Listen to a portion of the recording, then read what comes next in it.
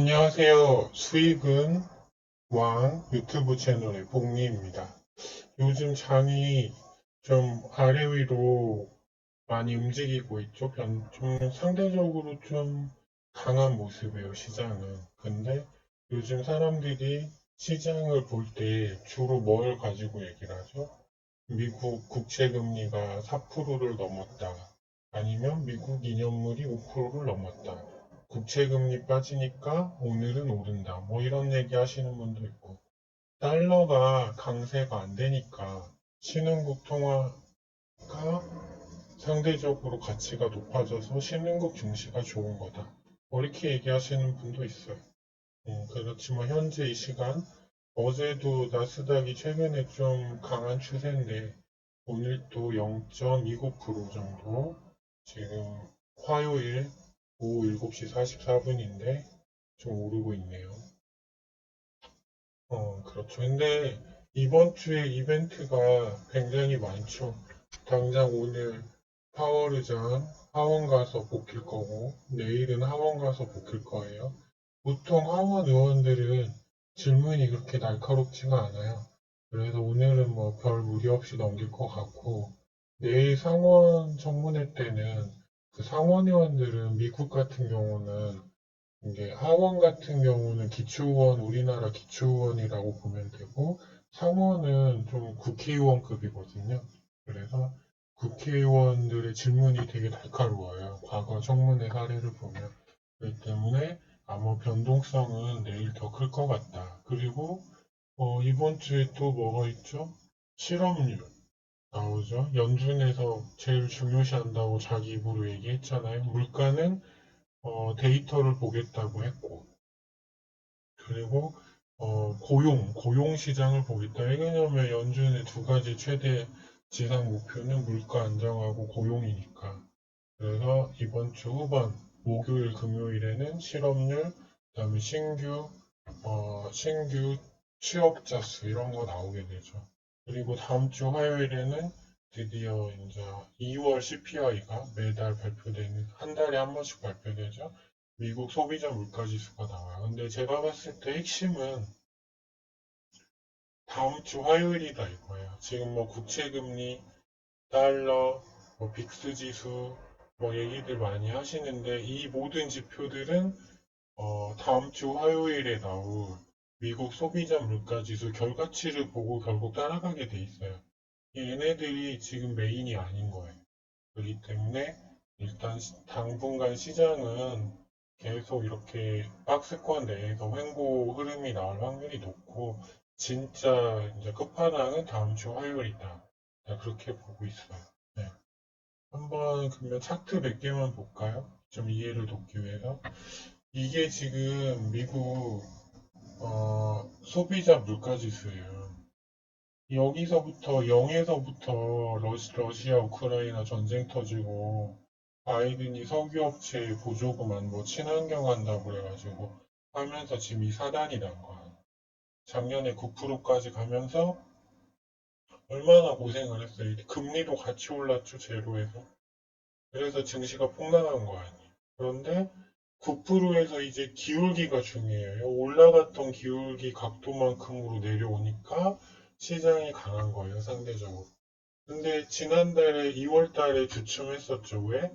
내려오는 기울기가 계속 이렇게 내려가야 되는데 속도가 이렇게 딱 줄은 거예요. 마치 이렇게 천천히 내려갈 거나 다시 올라갈 것처럼 이런 이제 불확실한 구간이 나오니까 2월 이거 나왔을 때 증시가 한번 밀렸다가 최근에 이제 다시 유동성의 힘으로 좀 이렇게 횡보를 그리고 있는 거죠. 연준이 원하는 건 2%인데 언제 2%까지 가냐 이거예요. 지금 전년 대비 헤드라인 CPI가 6.4%잖아요. 가장 중요한 건 뭐예요? 일단 유가하고 에너지겠죠, 유가. 당연히 날이 따뜻해서 천연가스 가격은 최저치로 떨어졌지만 일단 유가는 80불 위로 올라가면 안 돼요. 이거는 이제 그 상수로 놓고 봐야 되는 게 만일 얘가 계속 올라가지고 뭐 100불대 간다? 그러면 이제 판 다 틀어지는 거예요. 시장이 이제 이거가 다시 내려오기는 힘들어요. 다시 올라가겠지. 그리고 이제 얘가 80불 이하로 이제 유지되면서 이렇게 조금씩 내려간다고 가정했을 때 이게 충족된다고 봤을 때 중요한 거는 임금하고 서비스 건물가죠. 이게 한번 쉽게 말하면 서비스업 임금이에요. 미국 같은 경우는 임대료와. 근데 이거는 이제 시간차를 두고 또 내려오겠죠. 그렇기 때문에 일단은 시장의 단기 흐름은 다음 주 화요일 CPI 발표 날이 되는 것이고 향후 물가 추이 흐름은 이 유가라는 거하고 임대료, 임금을 놓고 같이 봐야 된다. 이제 그 다음 거는 다음에 또 지표 나왔을 때 생각하면 되니까. 그래서 오히려 전문가들이랑 좀 시장 좀 아시는 분들은 파월 연설보다도 왜 그러냐면 파월도 데이터를 보고 간다 했으니까 데이터가 중요한 거죠. 그래서 핵심 승부처는 다음 주 화요일이다. 네, 이렇게 일단 보시면 되겠고요. 그 다음에 요즘 나스닥 한번 볼까요? 나스닥 작년에 엄청 고생했잖아요. 이렇게 아직도 그 시장에 대한 트라우마가 있어요. 이렇게 내려가다가 반등 줄줄을 했더니 꼬라박고 반등 줄줄을 했더니 꼬라박고 횡보 이런 흐름이잖아요. 그러다가 물가가 이제 내려가는 거 확인하고 올랐다가 2월 CPI 때문에 이제 다시 이렇게 그때부터 하향 추세 탔다가 저가 매수세로 현재 이 자리잖아요. 근데 제가 봤을 때는 일단 추세선이라는 게 있어요.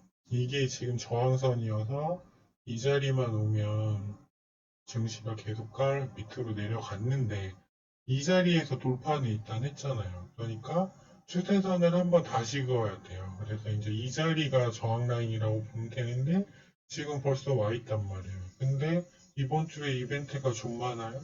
그러니까 여기서 미증시가 이렇게 바로 뚫고 가기는 어려워요. 그렇기 때문에 다음 주 화요일까지는 이렇게 횡보 흐름이 유력하다. 그러다가 만약 물가 하락 속도가 되게 둔화됐거나 아니면은 오히려 더 올랐다. 그러면 이제 밑으로 시장은 완전히 가는 거. 근데 다시 이렇게 막 오다가 잠깐 정체됐다가 다시 내려와. 그러면 이제 시장은 반등 나오고. 이렇게 이해하시면 돼요. 어렵게 생각할 게 없어. 그렇게 되면 올라가는 증시가 올라가면 달러 떨어질 거고 국채 금리도 내려오죠. 왜? 물가 내려오는데 연준이 금리를 6%까지 올릴 필요가 없잖아요. 그러니까 나머지 건 볼 게 없다. 3월장 핵심 이슈는 이거라고 보시면 돼요. 그리고 또 하나 또 볼까요?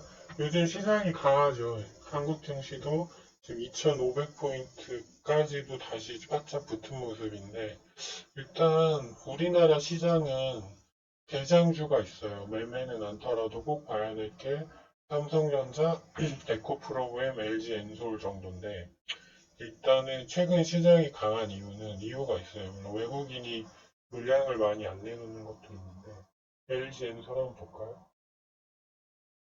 2차 전지주들이 시총 큰 애들이 많은데 코스닥도 그렇죠. 근데 얘가 지금 계속 올라가잖아요. 이게 시장이 안 밀리는 거죠. 이게 강하지는 못하더라도 이렇게 조금씩 이렇게 떨어지면 다시 어느 정도 이렇게 반등을 주는 흐름이 나오는 거예요. 최근에 보면 물건 기관이 계속 사고 있잖아요. 그래서 2차 전지주들이 시세가 나는 거예요. 대장주가 가니까.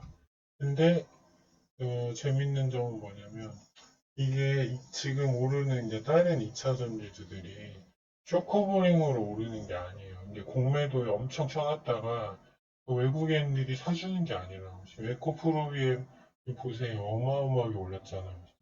10만 원에서 거의 더블 났죠. 근데 매동을 보면 어때요? 여기서 조금 외국인 샀는데 대부분이 다 매도예요.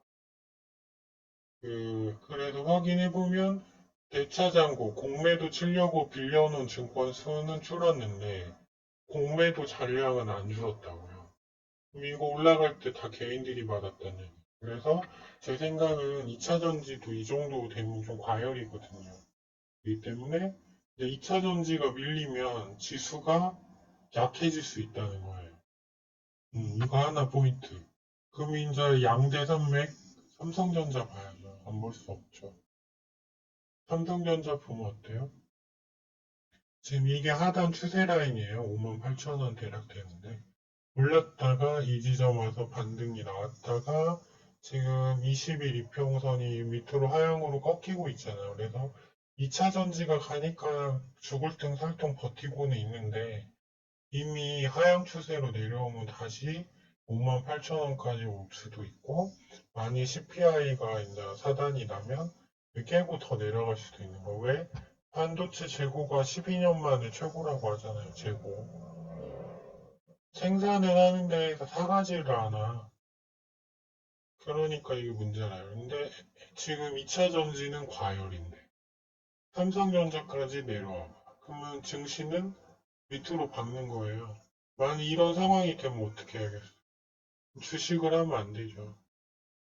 이거는 비단 한국만의 일은 아니고 나스닥도 마찬가지란 말이에요. 그러면 나스닥 3배 인버스 하면 되죠. 확인하고 3배 인버스 하거나 아니면 뭐 비트코인 선물하시는 분들은 지금 비트코인 같은 경우가 지금 비트코인이 어때요? 아이고 죄송합니다.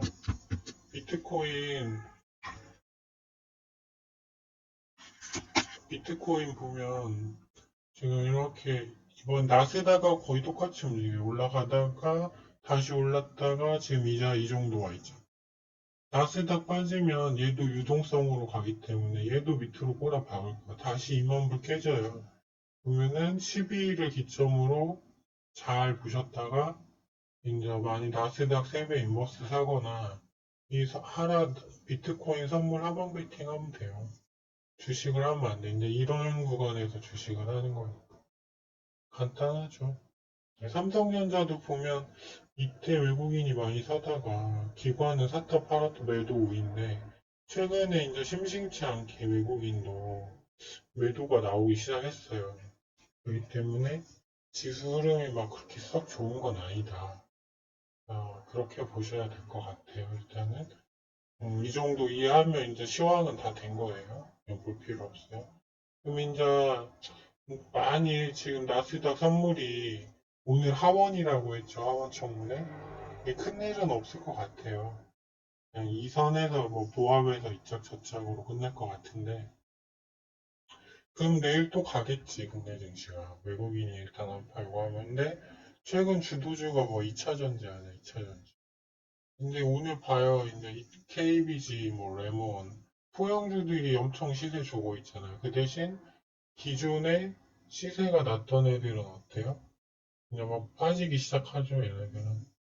많이 올랐잖아. 그래서 이제 얘네들끼리 싸움인데, 오늘 눌림목이 온 애들이 있어요. 펨트론. 얘가 이제 반도체하고 2차 전지 장비 검사하는 애라 직 관전성은 없어요. 근데 일봉으로 보면은 이렇게 정배열로 쫙 왔고 시간에서도 한 2.6% 올랐는데 30분봉도 이렇게 일단 이격이 크지 않아요. 그렇잖아요. 21선에 붙었잖아요. 이런 애들 어때? 금형 이런 데는 완전히 위로 떠 있잖아요. 케이지 케미칼 이런 애. 변동성이 크단 얘기야. 그래서 주봉으로 봐도 월날이 잘 타고 오면서 양봉 나왔잖아요.